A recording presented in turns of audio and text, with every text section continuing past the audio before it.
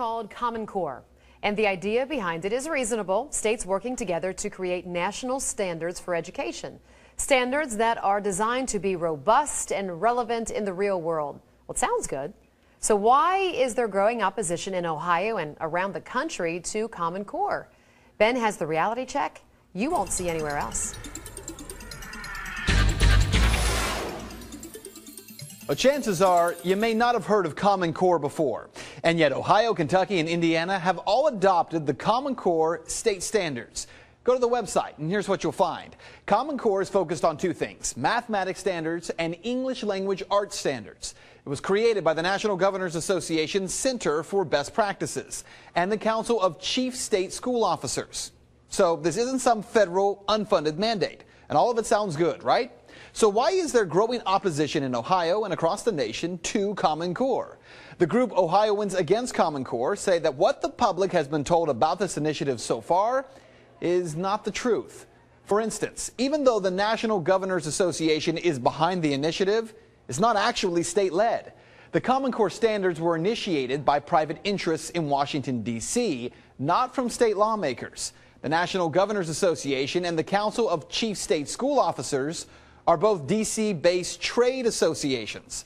In fact, the majority of the creative work was done by a group called Achieve Incorporated. It's a progressive nonprofit group based out of D.C.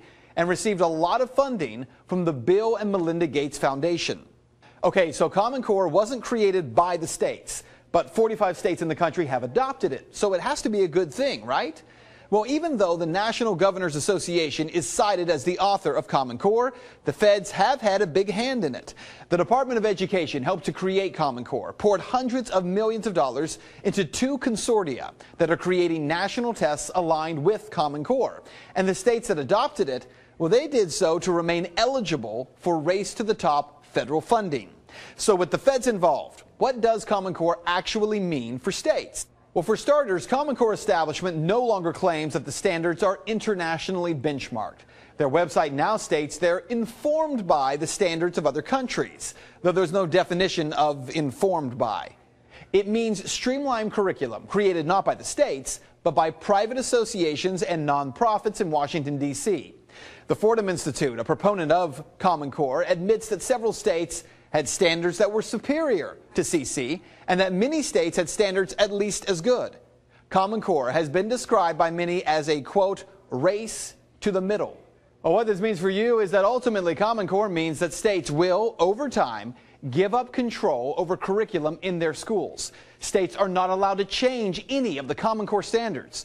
Common Core says, well, look, they're not about curriculum, they're only about those standards. And yet those two testing consortia being funded by the U.S. Department of Education have admitted in their grant applications that, yeah, in fact, they would use the money to develop curriculum models for the nation. And that is Reality Check.